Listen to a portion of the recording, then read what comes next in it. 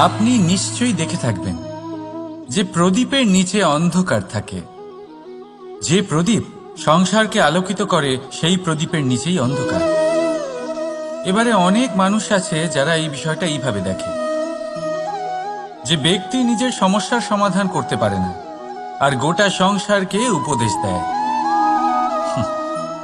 কিন্তু এইটা দেখার আরো একটা দৃষ্টিভঙ্গি আছে, আর সেটা হচ্ছে যে স্বয়ং জ্বলে সংসারকে আলোকিত শুধু সেই করতে পারে যা রাধার বড়ই শীতল হয়। এই সংসারের পথপ্রদর্শক সেই হতে পারে, এই সংসারকে দিশা সেই দেখাতে পারে যার মধ্যে সন্তোষ আর ধৈর্য শক্তি আছে। এবারে দেখুন, এটা অত্যন্ত গুরুত্বপূর্ণ বিষয় যে বিবেক তখনই কাজ করে যখন মন শান্ত থাকে, যখন মন শীতল থাকে। তাই যদি আপনি এই জীবনে কোনো বড় কর্ম করতে চান, তাহলে সর্বপ্রথম আপনার এই মনকে, এই বিবেককে, এই হৃদয়কে, এই আধারকে, এই ভূমিকে শীতল রাখতে শিখুন। ধৈর্য ধরুন। সংসারে এমন কিছু নেই যা আপনি করতে পারবেন না। রাধা রাধা। সংসারে প্রত্যেক ব্যক্তি কোনো না কোনো রূপে ঈশ্বরকে মানে। কেউ মূর্তি রূপে, তো কেউ তত্ত্ব রূপে, কেউ ভাবনা রূপে, আবার কেউ স্বভাব রূপে। কেউ নিজের মধ্যে পরমাত্মা খোঁজে, আবার কেউ অন্যের মধ্যে। কারোর কাছে জ্ঞানই পরমাত্মা। সংসারে প্রত্যেক মানুষই কোনো না কোনো রূপে তার ঈশ্বরকে পেয়েই যান। কিন্তু একটা কথা বলবো, ঈশ্বর প্রথমেই নিজের একটা স্বরূপ পৃথিবীতে আপনার কাছে পাঠিয়ে দিয়েছেন। সেই স্বরূপ হল আপনার মাতা, আপনার মা পারে। কিন্তু প্রত্যেক মায়ের মধ্যে ঈশ্বর অবশ্যই থাকে। রাধা রাধা। এই সংসারে প্রত্যেক ব্যক্তি বড় কিছু করতে চায়, এমন কিছু যা এই সংসারে কেউ আগে কখনো করেনি। এমন জায়গায় পৌঁছতে চায় যেখানে এর আগে কেউ কখনো পৌঁছতে পারেনি। আর কেউ এতে সফলতা অর্জন করে। কিন্তু কিছু মানুষ অসফল হয় কেন? এটাই আমার প্রশ্ন। না তো তাদের ইচ্ছেতে কোনো কমতি থাকে, না কমতি থাকে তাদের চেষ্টায়। তাহলে কেন এরা পিছিয়ে পড়ে? এর উত্তর বড়ই সরল। এই সংসার। আপনাদের বলি কিভাবে। আপনারা সকলে সংসারে মহান কাজ করতে চান, সেই মান, সেই সম্মান পেতে চান যা এর আগে কেউ কখনো পায়নি। কিন্তু আপনার সমস্যা এটাও যে এই কাজে সংসার আপনার সাথে থাকছে না। বড়ই অদ্ভুত ব্যাপার। দেখুন, ভুলে যান গোটা সংসারকে। জীবনে একা একা এগিয়ে চলুন। গঙ্গোত্রী থেকে যখন একটি জলের ফোঁটা বেরোয়, তখন সেটা শুধু এক বিন্দু জল। তারপরে যখন সে তার যাত্রা শুরু করে অন্য জলের ফোঁটার সাথে মিশে, তখন সে স্রোতে পরিণত হয়, গঙ্গাতে পরিণত হয়। যদি আপনি জীবনে এগোতে চান, তাহলে একলা এগোতে শিখুন। নির্ভীক হয়ে, সাহসের সাথে, ধনাত্মক চিন্তা নিয়ে জীবনে এগিয়ে চলুন, একা এগিয়ে চলুন। আর দেখবেন সেই মান, সেই সম্মান আপনার জন্যই অপেক্ষা করে আছে।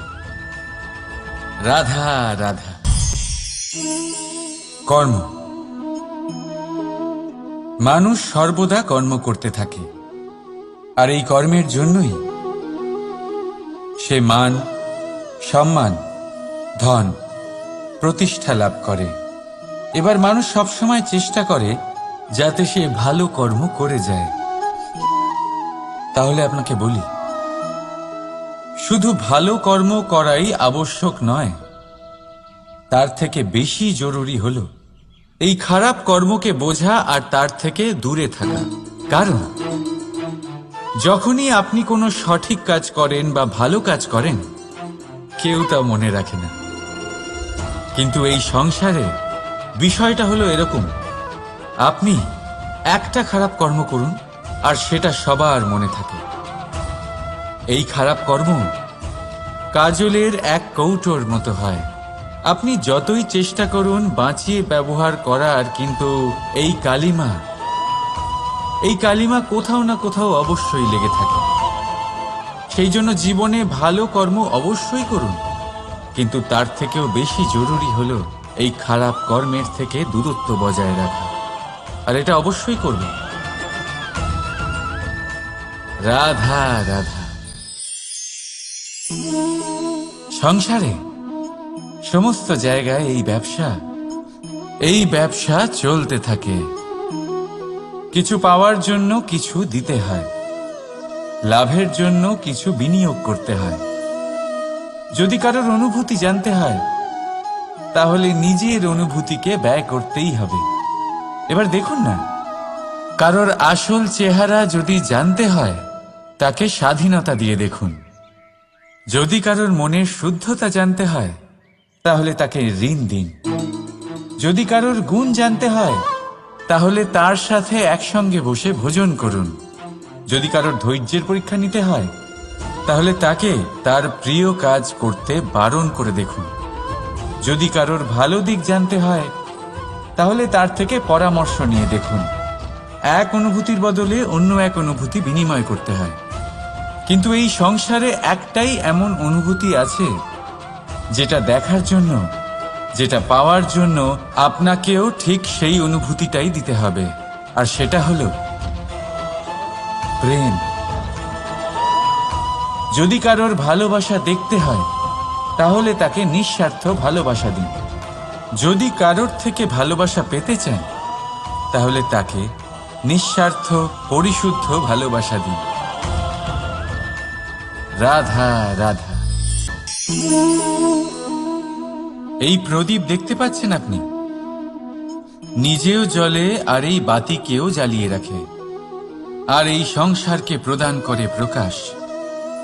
অন্ধকারাচ্ছন্ন ব্যক্তিকে প্রদান করে আশার আলো। কিন্তু এটা কখনো ভাবে না যে সেই মাটি কেমন হবে যা দিয়ে এটা তৈরি করা হয়েছে, সেই কুমোর কেমন হবে যে একে আকার দিয়েছে। ভাবে না যে একে কিনেছে তার বাড়ি কেমন হবে, তা কতটা সুসজ্জিত। কিচ্ছু নয়, শুধু এই রাধা রাধা। কথায় আছে, সময়ের পূর্বে আর ভাগ্যের বেশি কেউ কিছুই পায় না। এবার এর মানে কি এটাই যে আপনি শুধুমাত্র সময়ের অপেক্ষা করবেন, সবকিছু নিজের ভাগ্যের ওপর আর কপালের ওপরে ছেড়ে দেবেন, নিজে কিছুই করবেন না? যদি আপনি এরকম করেন তাহলে আপনি একটা বস্তু অবশ্যই পাবেন, নিরাশা, অসফলতা। এবারে আপনি বলবেন, যদি সবকিছুই ভাগ্য আর সময়ের ওপরে নির্ভরশীল হয় তাহলে আমরা কি বা করতে পারি? করতে পারেন চেষ্টা, পরিশ্রম। এই চেষ্টাই আপনার জীবনে সেই সময়কে আপনার কাছে টেনে নিয়ে আসে, সেই সময়ে যার অপেক্ষা আপনি করছেন। আর এই ভাগ্য তার সামনেই নত হয় যে সর্বদা পরিশ্রম করতে থাকে। রাধা রাধা। এই পদ্ম ফুল দেখতে পাচ্ছেন, এর অভ্যেস হলো জলস্তরের ওপরে ভাসা।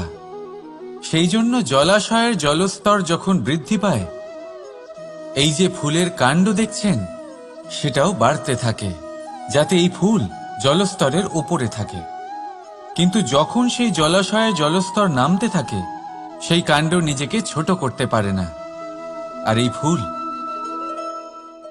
নিজের ভারে নিজেই ভেঙে পড়ে।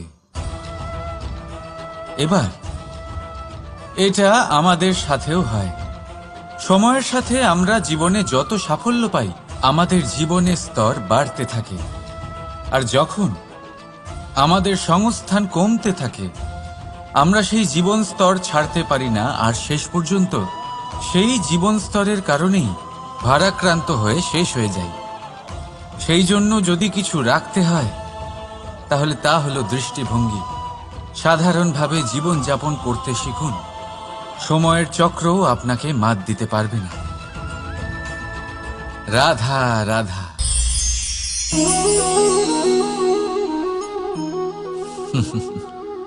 সময়, এই সময় না কোনো ব্যক্তি, না জীব, না বস্তু, তাও সময় জীবিত থাকে।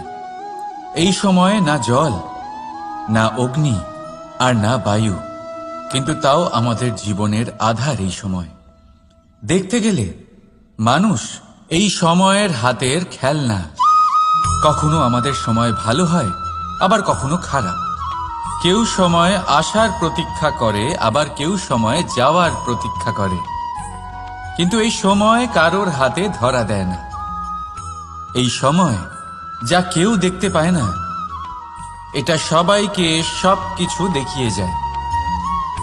দেখিয়ে যায় যে আপনকে আর পরকে, আমাদের শুভাকাঙ্ক্ষীকে আর ক্ষতিকে চায়, আমাদের মিত্রকে আর আমাদের শত্রুকে।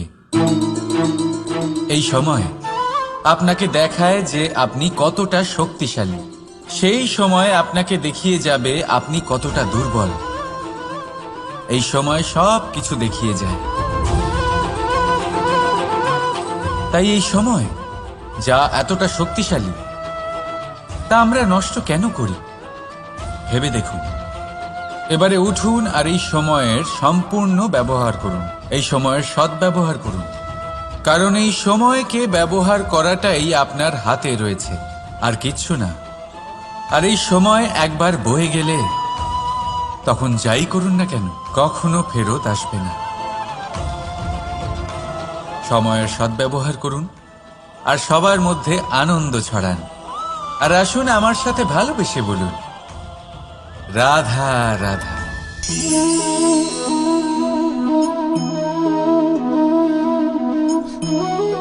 এই জল দেখতে পাচ্ছেন আপনি? এটা ঘোলা জল, এতে ময়লা মিশে আছে। কিন্তু যদি আপনি এটা কিছুক্ষণ এমনি ফেলে রাখেন, তাহলে দেখবেন এই ময়লা আপনা থেকেই নিচে থিতিয়ে পড়বে। কিন্তু এই পাত্রটা নাড়াতে থাকলে এমনটা হবে না। শান্ত ছেড়ে দেবেন, তবেই এই ময়লা নিজেই নিচে চলে যাবে। ঠিক সেইভাবেই যখন আমাদের জীবনে কোনো সমস্যা আসে, কোনো অশান্তির সৃষ্টি হয়, তখন উত্তেজিত হয়ে পড়লে, নিজের সংযম হারিয়ে ফেললে আমরা এর সমাধান পাব না। শান্ত থাকলে তখনই সমস্যার সমাধান পাব। তাই মনে রাখবেন, ধৈর্য আর সংযম দ্বারা শান্ত মনে বিচার করলে যত বড়ই সমস্যা হোক না কেন, তার সমাধান আপনি অবশ্যই পাবেন।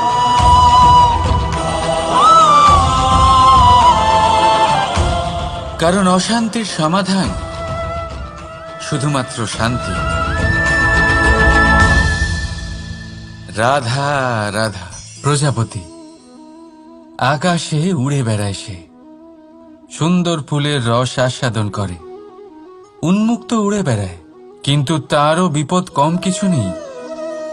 যেমন হলো পতঙ্গ, জন্তু এই প্রজাপতিকে নিজের আহার করে নেয়। তাকে এদের থেকে সাবধানে থাকতে হয়।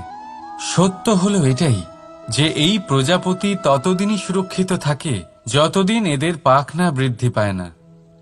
যখন এরা এদের খোলসের মধ্যে থাকে, যখন না কারো দৃষ্টি এদের ওপর পড়ে, আর না কোনো শত্রু এদের আঘাত করতে পারে, কিন্তু তখন তারা বন্ধ থাকে, অবিচল নিশ্চল থাকে।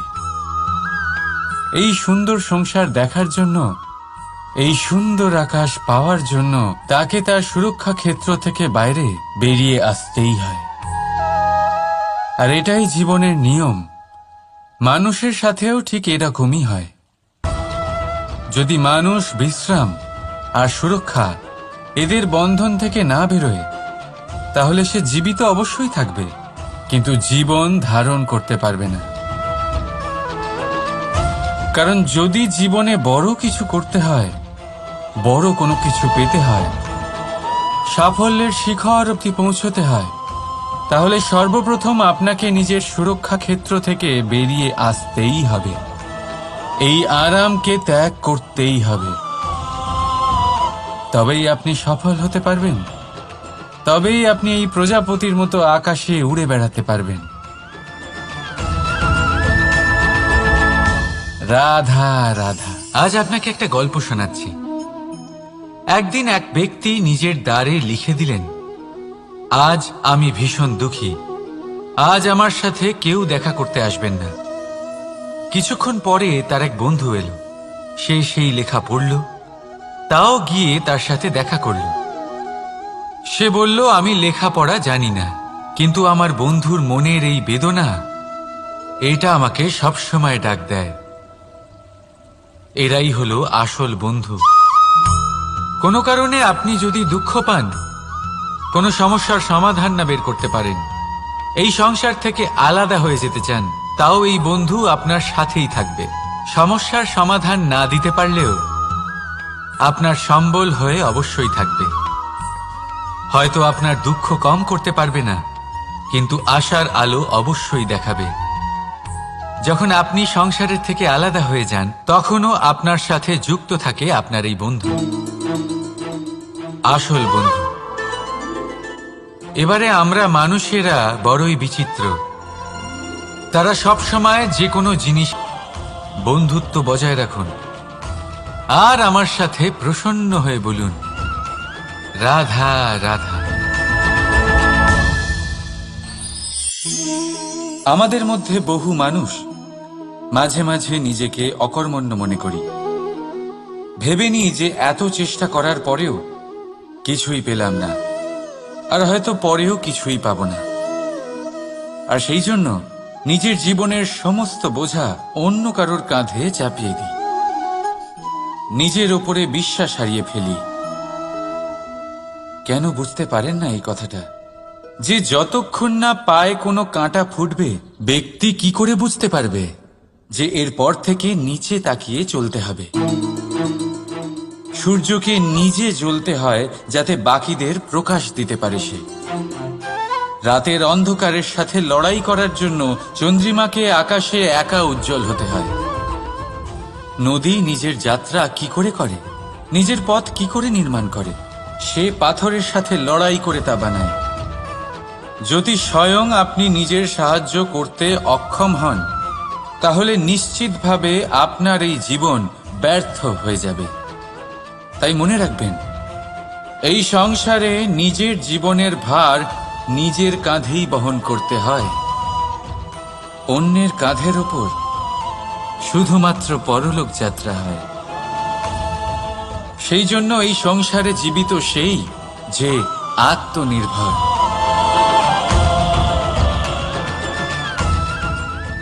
রাধা রাধা। সময়, কথায় বলে সময়ের পূর্বে কিছুই হয় না। প্রতিটা ঘটনার একটা সময় থাকে। সময়ের আগে না সূর্যোদয় হয় আর না সূর্যাস্ত হয়। সময়ের পূর্বে গাছে না ফুল ফোটে না ফল ধরে।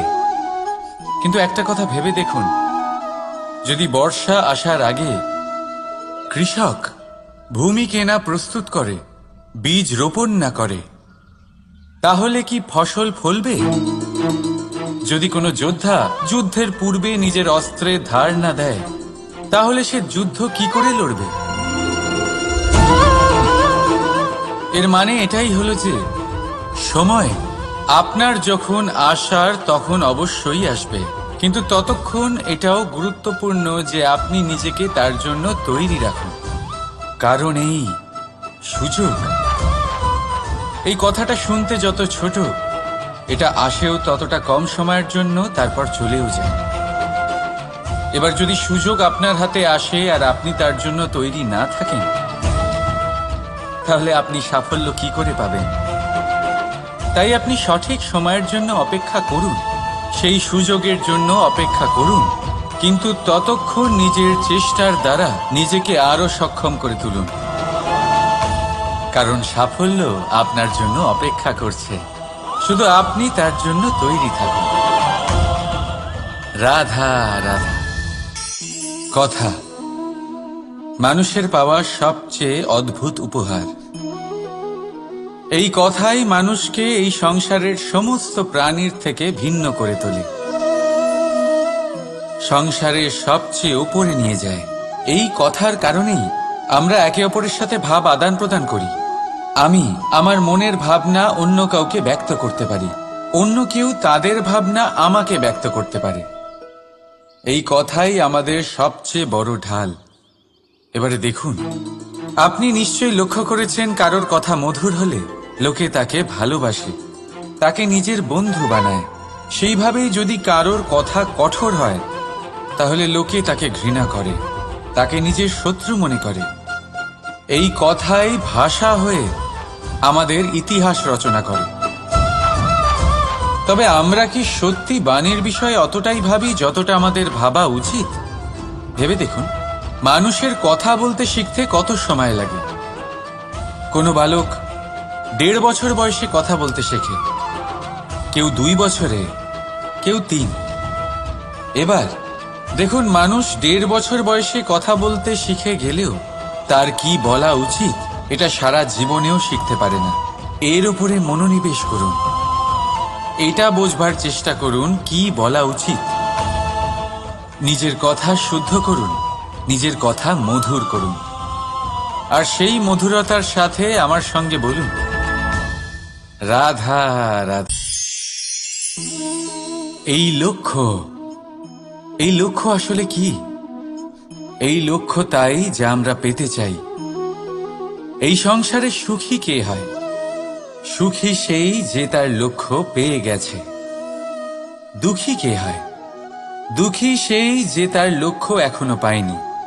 এবারে প্রশ্ন এখন এটাই যে লক্ষ্য সবাই পেতে চায়, লক্ষ্য পাওয়ার জন্য সবাই প্রাণপণ চেষ্টাও করে, তাহলে সবাই তাদের লক্ষ্যে পৌঁছতে পারে না কেন? ঠিক আছে, কোথাও না কোথাও কিছু না কিছু কমতি থেকেই যায়। যাই বাধা থাক, আজকে আমি আপনাকে একটা উপায় বলবো এই লক্ষ্য পাওয়ার জন্য। একটা কাগজ নিন, তাতে একটা চিহ্ন বানান, সেটাই হবে আপনার লক্ষ্য। এবারে সেই লক্ষ্যে পৌঁছানোর একটা পথ বানান। এবারে এই যাত্রাকে ভিন্ন ভিন্ন ভাগে বিভাজন করে দিন। এবারে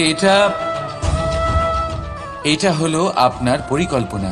এবার এই পরিকল্পনা ক্রমানুসারে আপনি পালন করতে থাকুন, এটাই হবে আপনার চেষ্টা। এবার এইভাবে যদি আপনি চেষ্টা করতে থাকেন, যাই আপনার কল্পনা হোক না কেন তা বাস্তব অবশ্যই হবে। তাহলে এই কল্পনাকে বাস্তবে রূপান্তরিত করুন, এইভাবেই নিজের পরিকল্পনা পালন করতে থাকুন। আপনার যাই কল্পনা থাকুক বা যাই লক্ষ্য থাকুক, তা বাস্তবে পরিণত হয়ে আপনার হাতে অবশ্যই আসবে। রাধা রাধা। বাবার এক মিত্র ছিলেন, বড়ই দুঃখী ছিলেন, বিপদে পড়েছিলেন। কি করবেন? ব্যবসা ভালোভাবে চলছিল না, বাড়িতে শান্তি ছিল না, সমস্ত জায়গায় ক্ষতি হচ্ছিল। তাই উনি একজন জ্যোতিষীকে দেখালেন। জ্যোতিষী বললেন, আপনার যে বাড়ি আছে সেটা আপনার জন্য অশুভ, আপনার এই বাড়ি পাল্টে ফেলুন। উনি বাড়ি পাল্টে ফেললেন, তবুও ওনার সমস্যার সমাধান হলো না। তারপর একজন জ্ঞানী ব্যক্তি ওনাকে বললেন যে আপনার জামা কাপড়ের যে রং সেটা বিপদকে আমন্ত্রণ জানাচ্ছে, এই জামা কাপড়গুলিকে পাল্টে ফেলুন। উনি সেগুলো পাল্টে ফেললেন, তাও সমস্যার সমাধান হলো না। আবার একজন জ্ঞানী ব্যক্তি বললেন যে আপনার আশেপাশে যে মানুষজন রয়েছে তারা এটা চায় না যে আপনি সফল হন, তারা আপনার ক্ষতি চায়, তাদের সাথে সমস্ত সম্পর্ক ভেঙে ফেলুন। তো উনি সম্পর্ক ভেঙে ফেললেন, কিন্তু তাতেও ওনার জীবনে কোনো পরিবর্তন এলো না। তার মানে তিনি বাড়ি পাল্টালেন, জামা কাপড় পাল্টালেন, সম্পর্ক পাল্টালেন, যেটা পাল্টালেন না তা হলো স্বভাব। এই যে স্বভাব, এটা অত্যন্ত গুরুত্বপূর্ণ। এই স্বভাবই আপনার ব্যক্তিত্ব তৈরি করে। তাই নিজের স্বভাব শুধরে ফেলুন, তাতে ভালো পরিবর্তন আনুন, সব কিছু ভালোই হবে। রাধা রাধা। ক্রোধ লোকে বলে যে এই ক্রোধ পাপেরই মূল, কিন্তু সত্যি কি এই ক্রোধ পাপের মূল? একটু ভেবে দেখুন, এই ক্রোধ বাস্তবে আসলে কি? এই ক্রোধ একটা অনুভূতি যা আপনার মধ্যে হঠাৎই অসীমিত তেজ সঞ্চালন করে। এবারে আমি আপনাকে কিছু উদাহরণ দিচ্ছি যাতে আপনি বুঝতে পারেন যে ক্রোধ আপনার জন্য ভালো কি না। যদি কারোর সাথে অন্যায় হয় আর এটা দেখে আপনার ক্রোধ হয়, আর এই ক্রোধ আপনাকে তার সাহায্য করতে প্রেরণা যোগায়, তাহলে এই ক্রোধ অবশ্যই ভালো।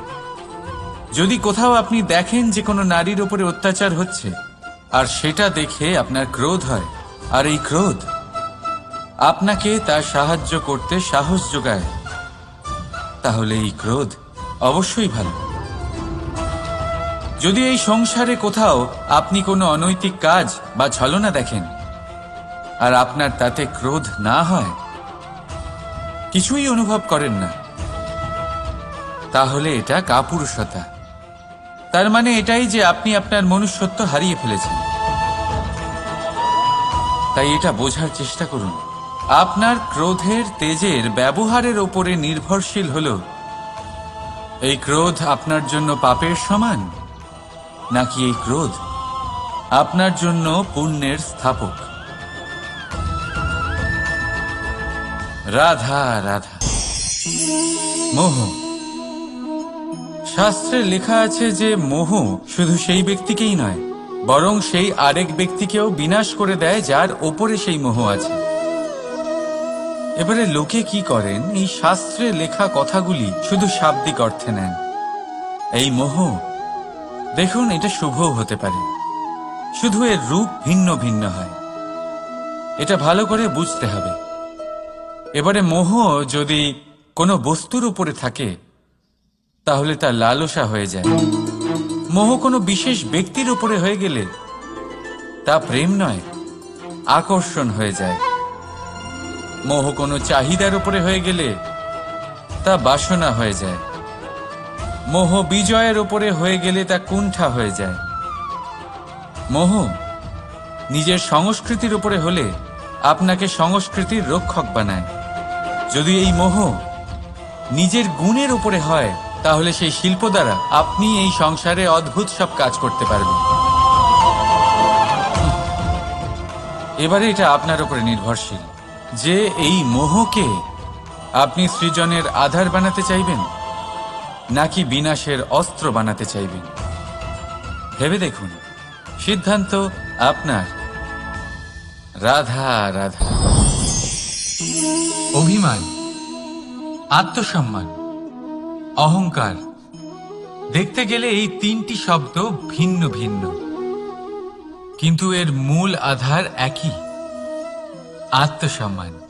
এবার যদি কথা বলি আপনার শরীরের, আপনার সংস্কৃতির, আপনার সম্পর্কের, তাহলে অভিমান থাকা স্বাভাবিক।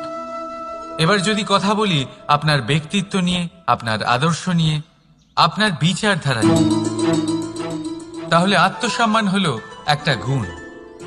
যদি এইভাবে বলা হয় যে আমি এই কার্য কারোর সাহায্য ছাড়া, সহযোগিতা ছাড়াও করতে পারি, তাহলে এটা আত্মসম্মান, আর এটা সঠিক। যদি এভাবে বলা হয় যে আমি এই কার্য কারোর সাহায্য ছাড়াই বা কারোর সহযোগিতা ছাড়াই করে ফেলেছি, তাহলে এটা অভিমান, এটাও সঠিক। কিন্তু এই কার্য শুধুমাত্র আমিই করতে পারি আর কেউ নয়, এটা অহংকার। তাহলে এই শব্দ এবং তার অর্থ বোঝার চেষ্টা করুন। জীবন ধারণের এক নতুন পথ খুঁজে পাবেন। রাধা রাধা। সংসারে প্রত্যেক ব্যক্তি কোনো না কোনো রূপে ঈশ্বরকে মানে। কেউ মূর্তি রূপে, তো কেউ তত্ত্ব রূপে, কেউ ভাবনা রূপে, আবার কেউ স্বভাব রূপে। কেউ নিজের মধ্যে পরমাত্মা খোঁজে, আবার কেউ অন্যের মধ্যে। কারোর কাছে জ্ঞানই পরমাত্মা। সংসারে প্রত্যেক মানুষই কোনো না কোনো রূপে তার ঈশ্বরকে পেয়েই যান। কিন্তু একটা কথা বলবো, ঈশ্বর প্রথমেই নিজের একটা স্বরূপ পৃথিবীতে আপনার কাছে পাঠিয়ে দিয়েছেন।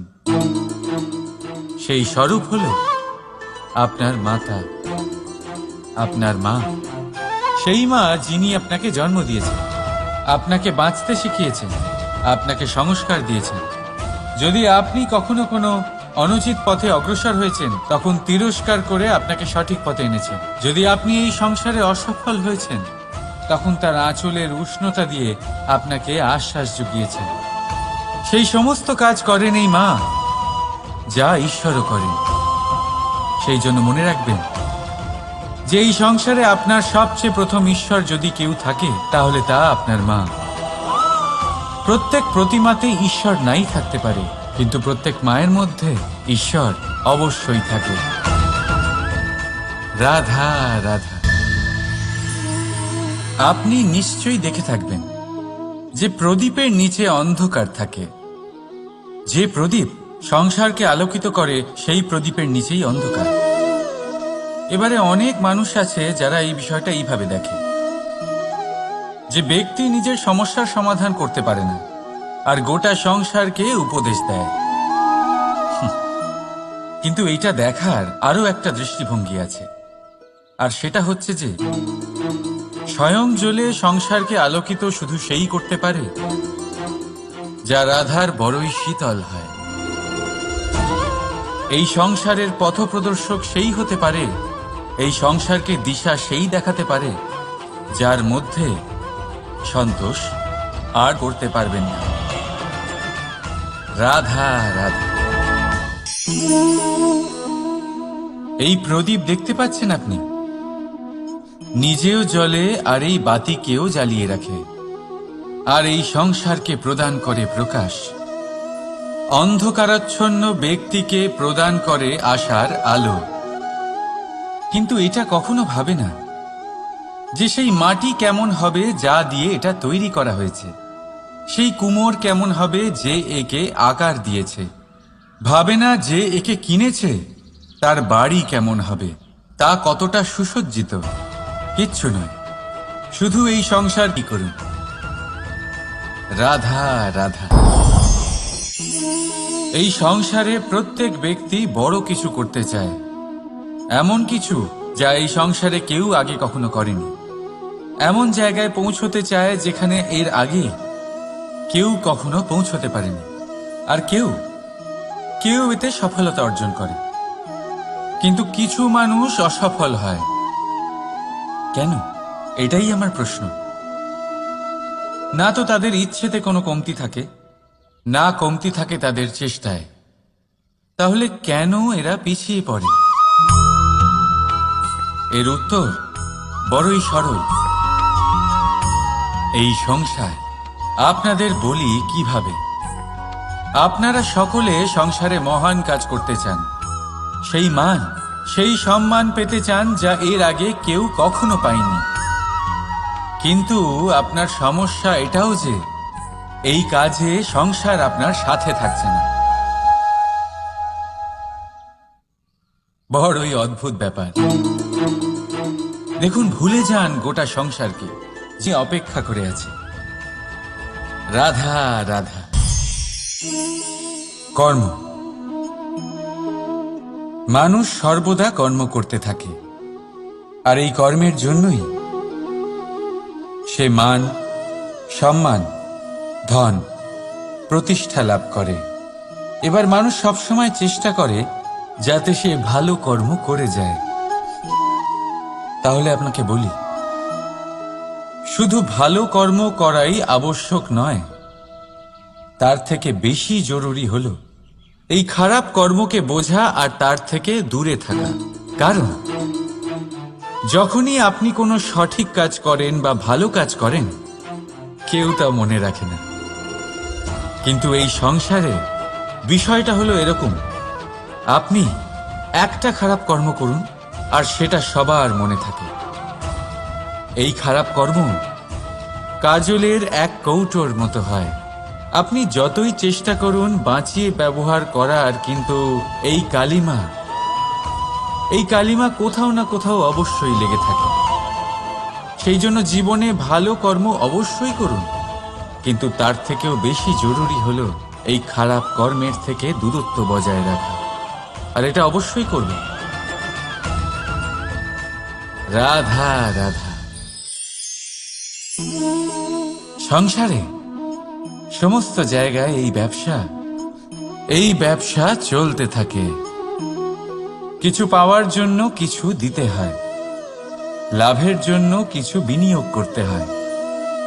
যদি কারোর অনুভূতি জানতে হয়, তাহলে নিজের অনুভূতিকে ব্যয় করতেই হবে।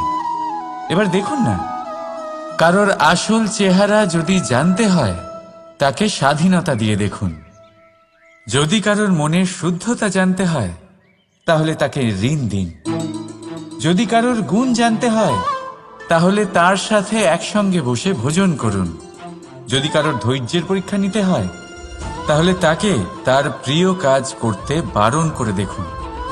যদি কারোর ভালো দিক জানতে হয়, তাহলে তার থেকে পরামর্শ নিয়ে দেখুন। এক অনুভূতির বদলে অন্য এক অনুভূতি বিনিময় করতে হয়। কিন্তু এই সংসারে একটাই এমন অনুভূতি আছে, যেটা দেখার জন্য, যেটা পাওয়ার জন্য আপনাকেও ঠিক সেই অনুভূতিটাই দিতে হবে। আর সেটা হলো প্রেম। যদি কারোর ভালোবাসা দেখতে হয়, তাহলে তাকে নিঃস্বার্থ ভালোবাসা দিন। যদি কারোর থেকে ভালোবাসা পেতে চান, তাহলে তাকে নিঃস্বার্থ পরিশুদ্ধ ভালোবাসা দিন। রাধা রাধা।